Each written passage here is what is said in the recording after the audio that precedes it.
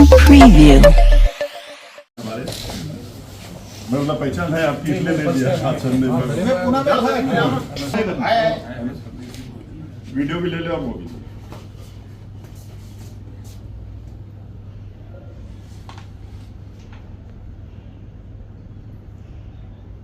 वंदे मातरम सभागृहाच्या मागचं सगळं राज्य त्यांचंच आहे. राज्य म्हणजे हाजा उसका भी हाजा उसका भी वाडा आहे ते. राजू ऑफिस आम्हीच राज्य म्हणून राज्य चालू आहे राज्य राष्ट्रीय.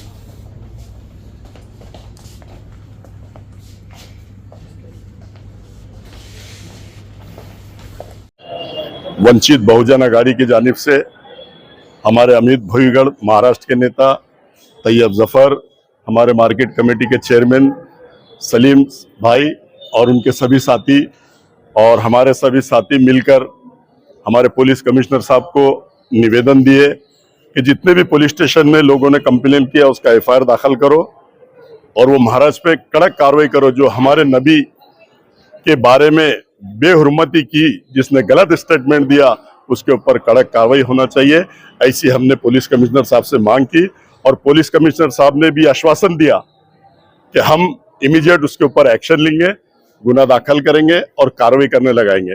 पुलिस कमिश्नर साहब ने जितने भी लोग आ रहे हैं, जितने भी निवेदन उनके पास में, सारे निवेदन आज शाम में उनके पास जमा हो जाएंगे और उसके ऊपर जो भी कलम बैठती है उसको देख के वो सेक्शन लगाकर उसको अरेस्ट करेंगे। और पुलिस कमिश्नर साहब ने भी आह्वान किया सब लोगों को, हमारे जितने भी डेलीगेशन में लोग थे, अमित भुईगढ़ साहब है, तैयब जफर है, सलीम भाई है, अशरफ है, अजहर है, हमारे तौफीक है, हमारे फैसल समाजवादी के शहर अध्यक्ष हमारे साथ है।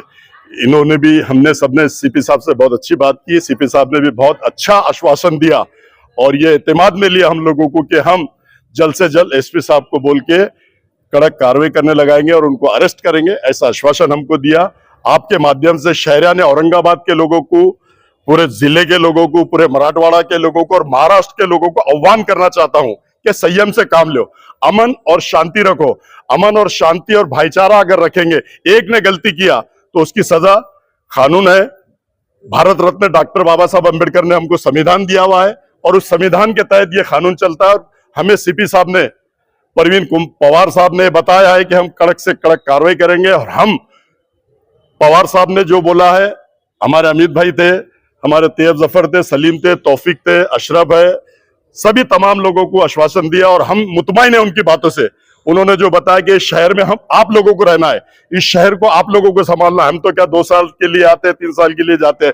तो मैं उनके माध्यम से, हमारी वंचित बहुजन आघाड़ी के माध्यम से, और आपने देखा होगा कि हमारे बाबा साहब अम्बेडकर ने कहा था कि हुजूर की शान में जो गुस्ताखी करते हैं, तो लोकसभा में उन्होंने बिल किसी के थ्रू डालने लगाया था और ये बिल पास होकर इसके ऊपर कड़क कानून बनना चाहिए ताकि हुजूर के शान में कोई गुस्ताखी ना करे। ऐसा कानून हमारे बाबा साहब अम्बेडकर ने बनाने के लिए बिल पेश किया था और ऐसा अगर कानून बन जाता है तो किसी में मजाल नहीं है। अगर कानून कड़क बन गया तो कोई हुजूर की शान में गुस्ताखी करे, ऐसा गुस्ताखी होंगी नहीं। मैं आदरणीय बाबा साहब ने जो कहा था वो आज नहीं तो कल वो बिल पास होगा और कड़क कानून बनेगा, ऐसी मैं भावना व्यक्त करता हूं आपके माध्यम से। मुस्लिम समाजाचे धर्मगुरू सल्लल्लाहु सल्लम यांच्या बाबतीत काल रामगिरी महाराज जे वैजापूरचे आहे त्यांनी चुकीच्या पद्धतीनं या ठिकाणी त्यांच्या बाबतीत व्यक्त झालेले आहे। आज आम्ही सर्वजण माननीय पोलीस आयुक्त पवार साहेबांना भेटून या ठिकाणी निवेदन दिलंय वंचित बहुजन आघाडीच्या वतीनं आणि त्यांच्यावर कठोर कारवाई करण्यात यावी या ठिकाणी आम्ही पवार साहेबाला भेटून या ठिकाणी सांगण्यात आलेलं आहे। वंचित बहुजन आघाडी या राज्यात आणि या जिल्ह्यामध्ये कुठेही लॉ अँड ऑर्डरचा प्रश्न निर्माण होऊ देणार नाही, यासाठी वंचित बहुजन आघाडी कायम कटिबद्ध आहे। आम्ही थोड्या वेळापूर्वी या राज्याच्या गृहमंत्र्याला सुद्धा फॅक्स त्या ठिकाणी केलेला आहे आणि गृहमंत्र्याला आम्ही त्या निवेदनाच्या माध्यमातून आम्ही सांगितलेलं आहे की लवकरात लवकर या महाराजांवर कारवाई जर झाली नाही तर वंचित बहुजन आघाडी सुद्धा मैदानात उतरल्याशिवाय राहणार नाही। त्यासाठी त्यांनी तात्काळ त्या महाराजांना कठोर शिक्षा करून, कारवाई करून त्यांना अरेस्ट करण्यात यावे, ही वंचित बहुजन आघाडीची सर्वप्रथम मागणी आहे।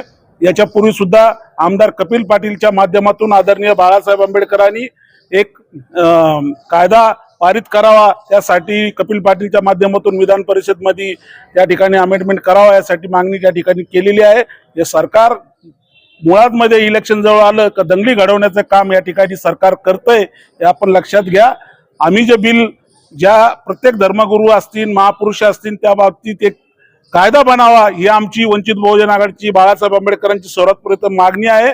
जर आज ते मागणी कंप्लीट झाली असती, एक कायदा बनला असता, तर आज या महाराजाला सुद्धा काही धर्मगुरूच्या बाबतीत बोलता आलं नसतं. आमची परत एकदा या राज्याच्या मुख्यमंत्री, गृहमंत्र्याला विनंती आहे की आपण लवकरात लवकर धर्मगुरूंच्या बाबतीत जे काही कायदा बनवता येईल तो तात्काळ कायदा बनवून इथल्या असणाऱ्या धर्मगुरूवर तात्काळ कारवाई करावी ही मागणी आज आम्ही या ठिकाणी केलेली आहे. कल से राज्य भर में जो माहौल गरमाया हुआ है उसकी वजह पूरे राज्य को पता है कि वैजापुर तालुके के अंदर एक महाराज ने भगवा चोला पहनकर एक प्रवचन के बीच में जहां पर अपने धर्म की अच्छाइयां बयान करना थी वो छोड़कर दूसरे धर्म में नुक्स निकालने का काम किया है, जो निंदनीय है और जिसने पूरे महाराष्ट्र में बल्कि पूरे हिंदुस्तान के अंदर तेढ़ निर्माण करने का काम किया है. अगर इस महाराज की बात की जाए तो इसने नुपुर शर्मा वाला जो वाकया था इस देश में, इसको दोहराने की कोशिश की है और नुपुर शर्मा के वाकये की वजह से पूरी दुनिया के अंदर हमारे देश की एक बार थू-थू हो चुकी है. बड़ी मुश्किलों से हमने उसको, हमारी जो इमेज खराब हुई थी उसको सुधारने का काम किया. वापस से नुपुर शर्मा की तरह इस महाराज का यह बयान निंदनीय है और इससे ज्यादा निंदनीय यह है कि कल उसका बयान आता है, पूरा महाराष्ट्र गर्म होता है और आज राज्य के मुख्यमंत्री जो है तो उसके स्टेज पे मौजूद है. राज्य के मुख्यमंत्री को यह बात समझनी चाहिए कि किसके स्टेज पे जाना है और किसके स्टेज पे नहीं जाना है. अगर जिसके स्टेज पे आप जाकर बैठेंगे तो फिर कहीं ना कहीं शक की सुई पैदा होती है कि किस तरह से उस आदमी पर एक्शन लिया जाएगा जिसके स्टेज पर खुद राज्य का मुख्यमंत्री बैठा हुआ.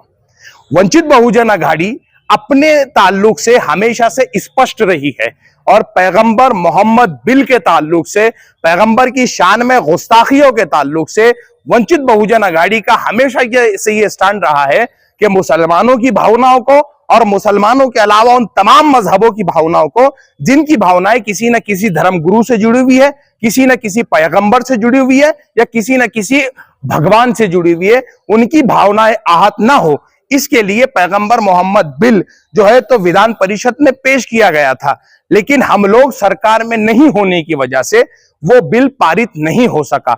लेकिन इस बार विधानसभा के चुनाव में वंचित बहुजन आघाड़ी के मैनिफेस्टो के अंदर हमने ये बात को रखा है कि अगर हम लोग सरकार में आते हैं या हमारा कोई एक भी एमएलए विधान परिषद में जाता है या विधानसभा में जाता है, हम दोबारा से उस बिल को पेश करेंगे और उस बिल के सिलसिले में हम तब तक लड़ेंगे जब तक ये कानून नहीं बन जाता.